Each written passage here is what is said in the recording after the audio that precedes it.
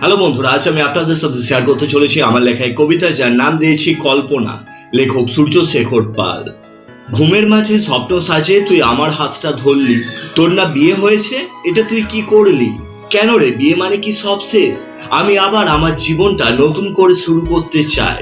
চল না এবার দুজনার হাত ধরে দূরে কোথাও যাই, যেখানে আবার আমরা ফিরে পাবো আমাদের ছোটবেলা। সবকিছু ভুলে গিয়ে শুরু করব খেলা। না রে, সেটা হয় না, সেই সময় গেছে চলে।